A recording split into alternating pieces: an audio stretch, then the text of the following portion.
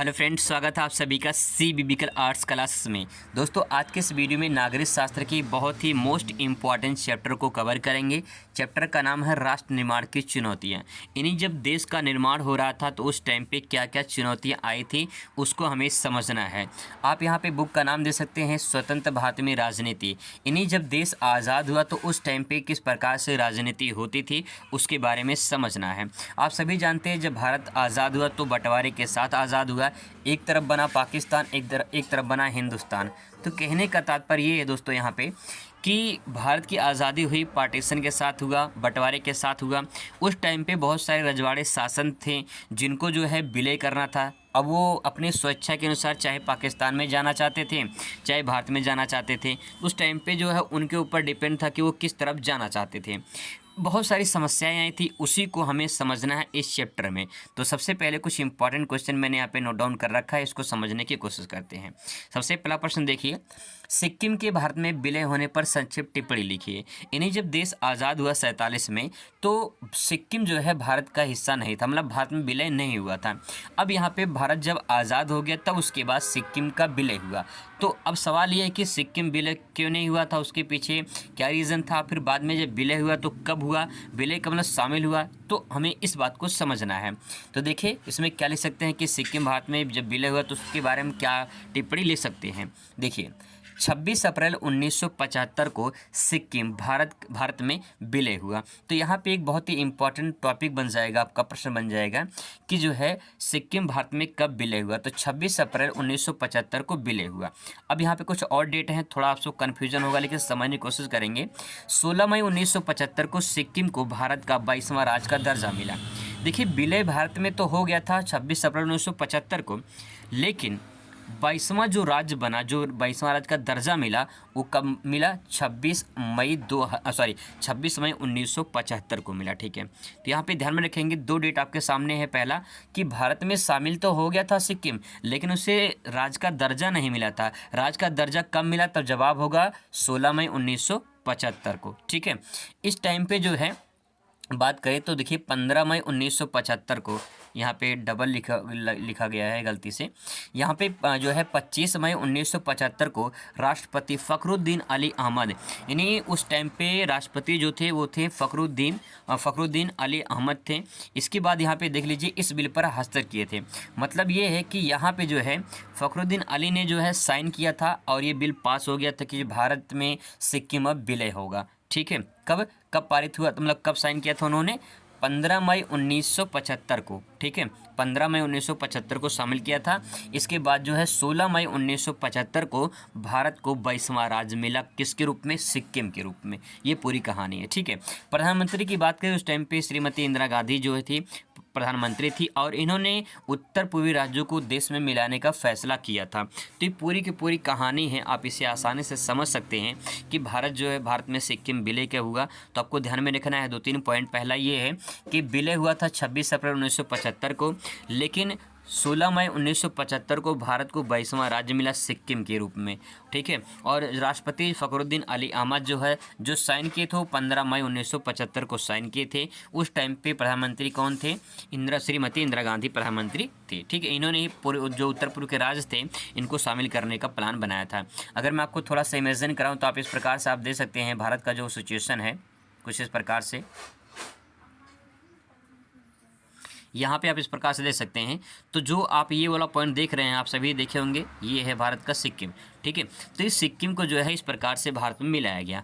तो कब मिलाया गया आपके सामने सारा डेट मैंने बता दिया है, आपको कन्फ्यूजन नहीं होना चाहिए। ठीक है, आगे देखते हैं, बहुत ही अगला इंपॉर्टेंट प्रश्न है। देखिए देसी रियासतों के विलय पर टिप्पणी लिखिए।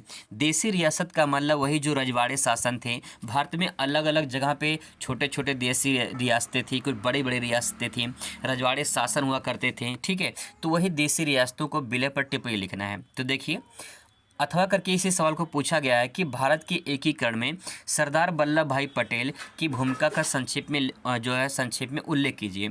देखिए आपको बता दें सरदार वल्लभ भाई पटेल को लौह पुरुष कहा जाता है।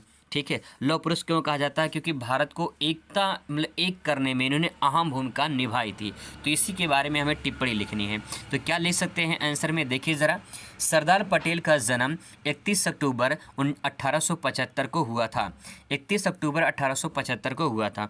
आपके जानकारी के मुताबिक बता दें कि भारत का जो जम्मू कश्मीर वाला हिस्सा है, ये पहले जम्मू कश्मीर हुआ करता था, लेकिन अभी से जो है केंद्र शासित प्रदेश बना दिया गया है। तो जो केंद्र शासित प्रदेश बना है, अब यहाँ से लद्दाख हो गया है और ये जम्मू कश्मीर हो गया है। तो ये जम्मू कश्मीर हो गया है, ठीक है, और ये हो गया है लद्दाख। अब ये जो है कब हुआ था? तो आपका जवाब होगा सरदार पटेल की जयंती जब मनाई जाती है 31 अक्टूबर को मनाई जाती है। तो 31 अक्टूबर सन 2019 को जो है जम्मू कश्मीर को 2 केंद्र शासित प्रदेश बनाया गया था इन्हीं के जयंती पर, ठीक है। तो यहाँ पे देखिए 31 अक्टूबर लिखा गया है। 31 अक्टूबर 1875 को गुजरात में जो है इनका जन्म हुआ था।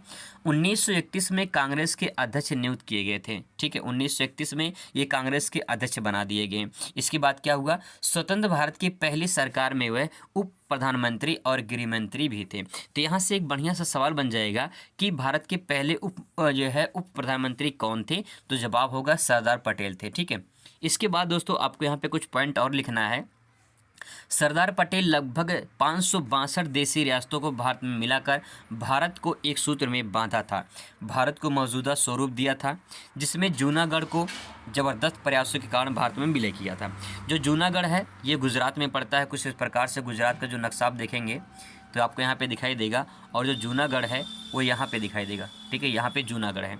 इस जूनागढ़ को काफ़ी ज़्यादा मशक्क़त करनी पड़ी थी इनको भारत में विलय करने के लिए, क्योंकि जूनागढ़ जो वहाँ का जो राजा होता था वो भारत में विलय होने से लिए मना कर रहा था। तो इसके कारण जो है सरदार पटेल को जो है भारत में विलय करने के लिए जूनागढ़ को काफ़ी ज़्यादा इसके लिए जो है प्रयास करने पड़े थे, ठीक है। तो इस प्रकार से जो है सरदार पटेल जी ने जो है भारत को एकीकरण में बांधा था, और किस प्रकार से जो देशी रियासतें थी उनको अलग अलग तरीके से भारत में विलय किया था। तो ये बहुत ही इंपॉर्टेंट प्रश्न है, इसको आप जरूर तैयार करेंगे, ठीक है। अब बात करते हैं कुछ और इंपॉर्टेंट क्वेश्चन को। अगला प्रश्न दोस्तों आप यहाँ पे देख सकते हैं, बहुत ही मोस्ट इंपॉर्टेंट है। भारत विभाजन के क्या परिणाम हुए थे? यानी जब भारत विभाजन हुआ, जब भारत पाकिस्तान का बंटवारा हुआ, तो बंटवारे होने के बाद क्या परिणाम हुए थे, कि उसके क्या प्रभाव पड़ा था देश के ऊपर, उस जनता के ऊपर? तो इस बात को बताना है। इसी सवाल को अथवा करके पूछा है कि भारत में विभाजन के 2 या 3 परिणाम बताइए। 2 या 3 परिणाम आपसे पूछ सकता है। अथवा करके इसी सवाल को पूछ सकता है कि भारत में विभाजन के प्रभावों का वर्णन कीजिए। तो क्या प्रभाव पड़े थे, क्या परिणाम हुए निकले थे जब भारत और पाकिस्तान का बंटवारा हुआ? तो उसी पर जो है प्रश्न का उत्तर हमें देना है। चलिए देखते हैं क्या इसमें हुआ था। देखिए आप सभी जानते हैं जब भारत पाकिस्तान का बंटवारा हुआ तो क्या हुआ था उस टाइम पे। पहला पॉइंट लिखेंगे, भारत विभाजन से दंगे लूटपाट शुरू हुए थे। इन्हीं सिंपल सी बात यह है कि जब भारत पाकिस्तान का बंटवारा हुआ तो बहुत सारे दंगे भी हुए थे, हिंदू मुस्लिम आपस में लड़े हुए थे, लूटपाट बहुत ज़्यादा हुई थी। तो ये पॉइंट आप आराम से इसमें लिख सकते हो। दूसरा पॉइंट लिखेंगे, भारत पाकिस्तान के बीच युद्ध होते रहे हैं। आप सभी को बता दें कि जो है भारत पाकिस्तान जैसे बंटवारा हुआ तो 1947-48 में भी जो है 1947-48 में जो है जम्मू कश्मीर को लेकर विवाद हुआ। फिर इसके बाद जो है 1947-48 में विवाद हुआ। फिर इसके बाद जो है 1999 में कारगिल का युद्ध हुआ, ठीक है। उससे पहले जो है 1965 में भी युद्ध हुआ था। उससे पहले जो है 1965 में हुआ, फिर इसके बाद 1971 में भी युद्ध हुआ था। तो कई सारे युद्ध होते चले आ रहे भारत और पाकिस्तान के बीच में। तो इस प्रकार से देखा जाए तो कहीं न कहीं बंटवारा हुआ, बंटवारे के बाद जो है कई सारे युद्ध भी हुए। आप सामने देख सकते हैं कितने सारे यहाँ पर डेट दिए गए हैं, ठीक है। इस प्रकार से यहाँ पर भारत पाकिस्तान के बीच में बंटवारा हुआ, उसके बाद युद्ध होते रहे। इसके बाद तीसरा पॉइंट ले सकते हैं यहाँ पे, विभाजन के बाद परिवारजन बिछड़ गए थे और उनकी हत्या भी कर दी गई थी। तो जब बंटवारा हुआ तो बंटवारे में बहुत सारे लोग जो है आपस में लड़ गए थे, और इसके बाद जो है बहुत सारे परिवार जो थे वो बिछड़ गए थे, मतलब बहुत सारे लोग मारे भी गए थे, बहुत सारी दंगा फसाद भी हुए थे, कई सारी समस्याएं का सामना करना पड़ा था। बंटवारा बहुत ही दर्दनाक सीन था। अगर आप यूट्यूब पर सर्च करके देखेंगे तो बड़ा खतरनाक जो है सीन दिखाई देता है। चौथा पॉइंट लिखेंगे इसमें, विभाजन का जो दर्द है आज भी लोगों को हृदय में यथावत बना हुआ है। मतलब कि जब बंटवारा हुआ तो कहीं न कहीं जैसे भाई भाई में बंटवारा होता है तो जो उनके माँ बाप होते हैं उनको भी बहुत ज़्यादा दुख होता है, दर्द होता है कि भाई भाई में बंटवारा हो गया है। तो ऐसे ही एक तरह से देखा जाए भारत और पाकिस्तान में जो विभाजन हुआ तो उसका भी दर्द आज लोगों के हृदय में ऐसे ही बना हुआ है जैसे पहले ही था, ठीक है। आगे देखिए, दोनों वर्गों द्वारा एक दूसरे के अत्याचार किए गए। हिंदू मुस्लिम जो है आपस में, यानी भारत हिंदुस्तान में जब देखा, जब बंटवारा हुआ तो कई सारे जो है अत्याचार हुए थे, हिंदू मुस्लिम के ऊपर, मुस्लिम हिंदू के ऊपर, इस तरह से जो है एक कई सारे अत्याचार होते रहे हैं। तो ये कुछ इंपॉर्टेंट पॉइंट थे जिसे आप आसानी से नोट डाउन कर सकते हैं, कोई दिक्कत नहीं होगा आपको।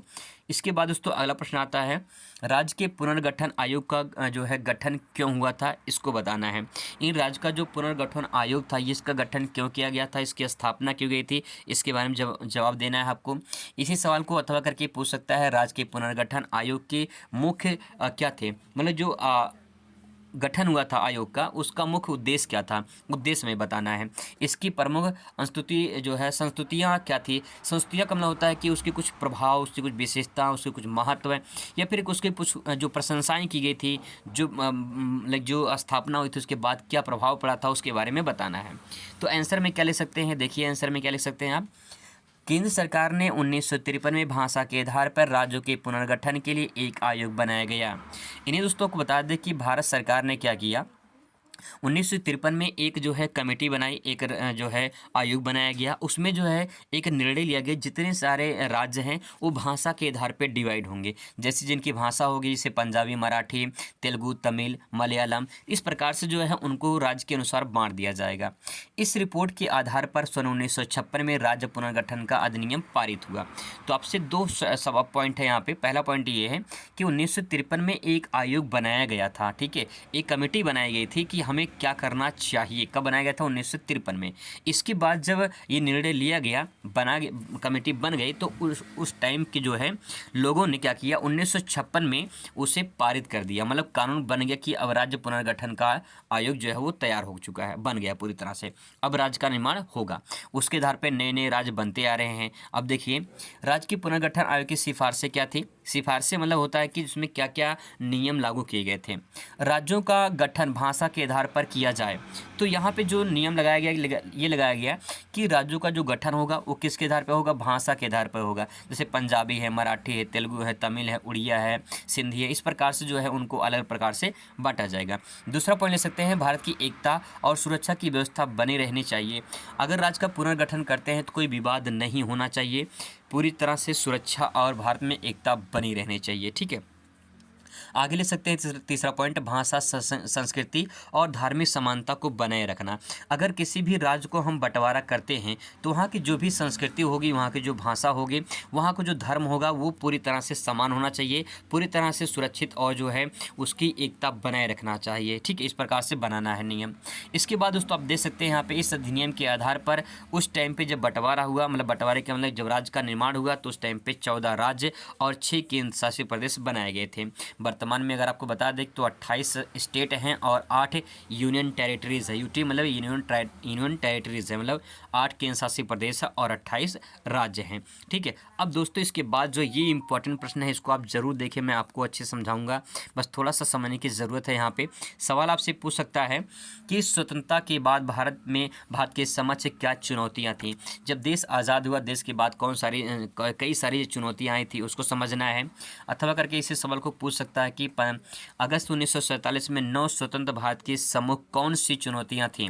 इन्हें देश आज़ाद हुआ तो उसके बाद क्या क्या जो समस्याएं आई थी, क्या क्या चुनौतियां सामने आई थी, उसके बारे में बताना है। स्वतंत्रता प्राप्ति के बाद भारत को लोकतंत्र स्थापित करने की किन किन चुनौतियों का सामना करना पड़ा था। तो आइए समझने की कोशिश करते हैं। सबसे पहले मैं आपको थोड़ा सा कुछ यहाँ पे दिखा दूँ, जैसे आप मानचित्र में देख सकते हो। यहाँ पे मानचित्र को देखेंगे तो भारत जो है 15 अगस्त 1947 को आज़ाद हुआ, और उसके बाद जो है यहाँ पूर्वी पाकिस्तान और जो है यहाँ पे देखिए पश्चिमी पाकिस्तान, इस प्रकार से डिवाइड हुआ। इन्हीं भारत आज़ाद हुआ तो बंटवारे के साथ आज़ाद हुआ। पाकिस्तान 2 हिस्से में बटा, एक तो पश्चिमी पाकिस्तान, दूसरा पूर्वी पाकिस्तान। अब यहाँ पे देखिए क्या हो रहा था, जो है पश्चिमी जो पाकिस्तान थे, ये पूर्वी पाकिस्तान से थोड़ा सा भिन्न थे, क्योंकि बंगाली ज़्यादा बोलते थे, ठीक है। तो यहाँ पे क्या हो रहा था, इनकी जो पश्चिमी पाकिस्तान वाले थे, इन पूर्वी पाकिस्तान वालों से ज़्यादा चिड़ होती थी, आपस में ही जो है मारपीट करते थे। जो पश्चिमी पाकिस्तान वाले थे इन पे अत्याचार करते थे, बहुत सारे जो है महिलाओं को रेप कर दिया था, बहुत सारे लोगों को मार दिया था। तो इस प्रकार से जो है यहाँ के लोगों ने जो है अपना एक अलग मांग करने लगे। इसके बाद जो है भारत ने भी इनका मदद किया, इसके बाद जो है 1971 में जो है 1971 में एक नया मुल्क बना जिसका नाम था बांग्लादेश। एक नए देश का जो है अस्तित्व हुआ, एक नए देश का उत्पत्ति हुई बांग्लादेश के नाम से। तो यहाँ पे देखिए भारत पाकिस्तान में एक लड़ाई और वो भी हुई थी 1971 में, जिसमें बांग्लादेश एक नया देश बना था। तो इस प्रकार से आप मैपिंग के माध्यम से इसे समझ सकते हैं कि इसमें क्या क्या हुआ था। ठीक है, अब यहाँ तो बात हो गई ये तो जो है इसमें क्या क्या बंटवारा कैसे हुआ था। अब बात करते हैं कि चुनौतियाँ क्या क्या थी। चुनौतियाँ बस आपको थोड़ा समझने की ज़रूरत है, इसके बारे में आप आराम से ले सकते हैं अगर समझ जाएंगे तो। राष्ट्रीय एकता की चुनौती, देश का बंटवारा हुआ। ठीक है, अब यहाँ पे आप देख लीजिए, देश का बंटवारा हुआ। देश का बंटवारा होने के बाद इसमें इस पूरे देश को जो है एक में बांधने की सबसे बड़ी चुनौती थी कि इसको किस प्रकार से जो है एकता में बनाए रखना है। अगर कोई जो है उपद्रव ना हो, कोई अशांति ना हो, तो इसके लिए जो है यहाँ पे इसको एकता में बनाए रखने की सबसे बड़ी चुनौती थी। भारत को कहीं न कहीं एक में बनाए रखने की, कोई इसको अलग ना कर सके, क्योंकि अंग्रेज़ों का एक नीति थी, कूट डालो और शासन करो, मतलब कहीं न कहीं हिंदू मुस्लिम को लड़ाओ और शासन करते रहो। ये इसमें जो है उसकी एक बड़ी राजनीति थी अंग्रेज़ों की। तो इस प्रकार से जो है राष्ट्रीय एकता को बनाए रखने के लिए जो है भारत को काफ़ी ज़्यादा जो है चुनौतियों का सामना करना पड़ा। दूसरा पॉइंट ले सकते हैं लोकतंत्र स्थापित करने की चुनौती। भारत एक जो है विशाल देश के सामने जो है यहाँ पे लोकतंत्र स्थापित करना जो है बहुत बड़ी चुनौती थी। पूरे क्षेत्र में जो है एक केंद्र में एक सरकार होना और फिर इसके बाद जो है उस पूरे देश का संचालन करना एक बहुत बड़ी चुनौती थी। तो लोकतंत्र स्थापित करना भी काफ़ी बड़ी चुनौती इसमें सामने आती है।